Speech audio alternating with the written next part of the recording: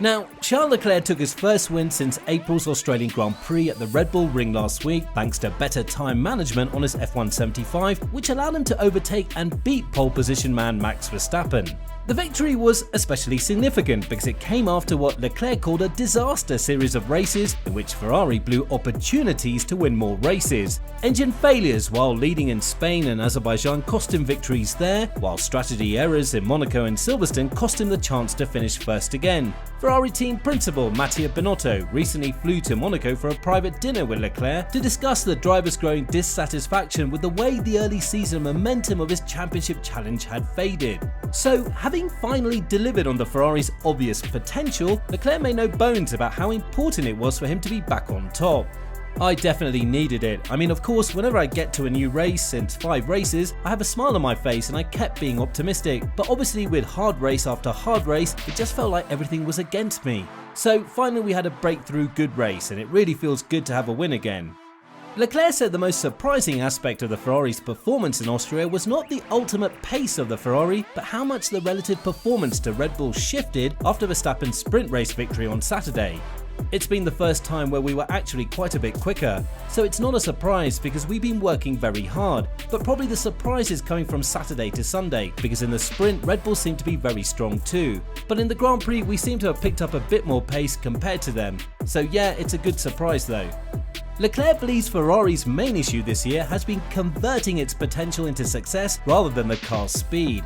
We got a package in Barcelona, then we had another upgrade in Silverstone, and it always went in the right way. I think the performance has been great since Australia, apart from Miami maybe, where we were a little bit down compared to Red Bull. It's been strong in the last 5 races, but we just couldn't put everything together. So yeah, it's great that we're now finally having a normal race on my side.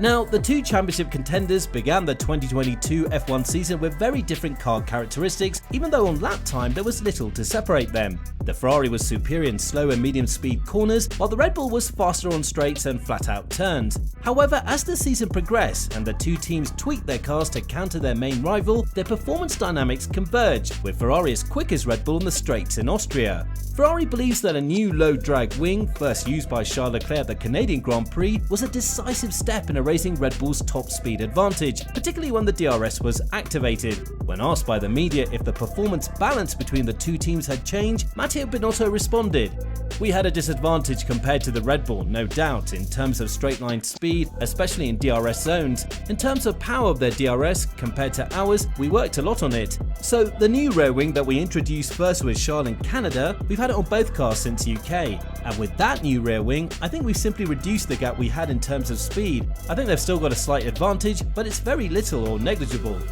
Now, instead of simply shredding downforce, the switch to a lower drag wing has allowed Ferrari to avoid sacrificing the strength it has had many times this year with tyre degradation.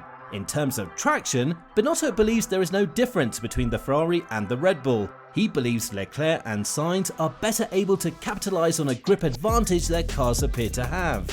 In the power limited corners we are very close, then it's only about the grip limited corners when we can make the difference. I think in Austria we've been fast, not only because of the car, but because I think the two drivers made a fantastic weekend in terms of car balance, car setup, understanding the tyres, managing the tyres and driving on track. Ferrari's new low drag rear wing is designed to perform best on medium downforce tracks after the team realised Red Bull's package has previously given it a significant advantage. Claudio Albertini, Ferrari race operations manager, recently commented on the wing. "It's for the average level of downforce, similar to what we use for example in Miami, Australia, that kind of track. So we're keeping that level of downforce and we'll work on the efficiencies to have a more efficient rear wing."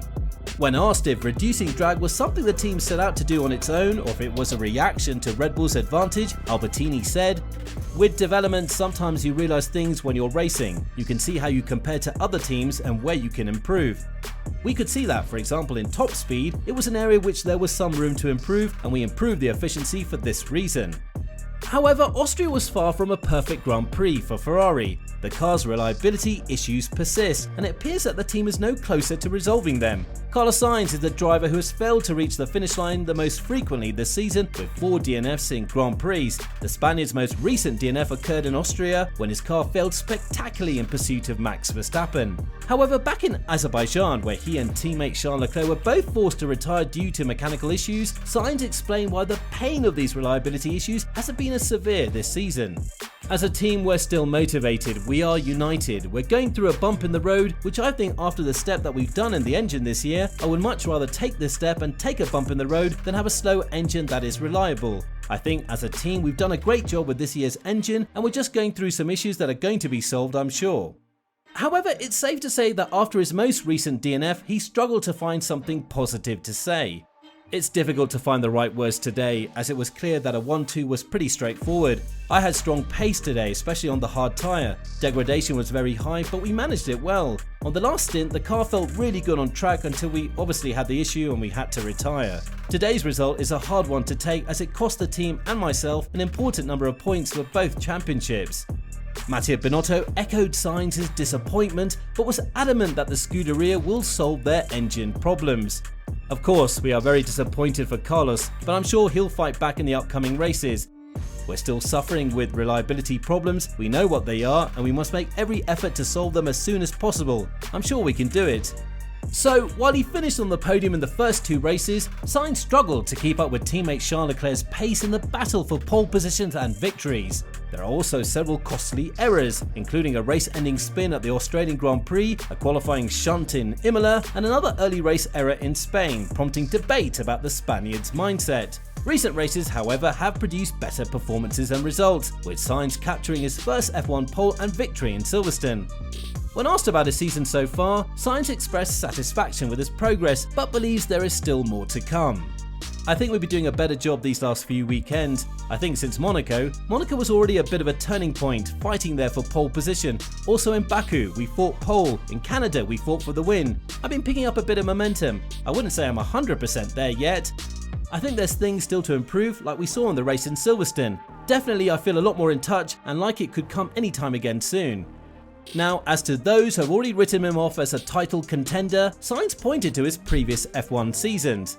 I say, let's see at the end of the year. I think it's still early. It was early when I finished P2 in Bahrain, and everyone said it's going to be an easy walk in the park for Ferrari.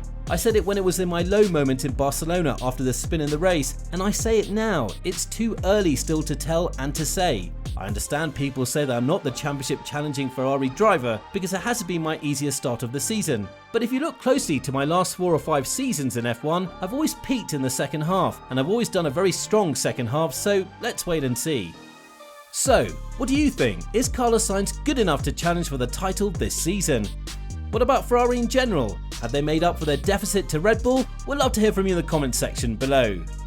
Thank you for watching. If you liked the video, please consider liking and subscribing to the channel, and don't forget to click the bell button to be notified of future videos.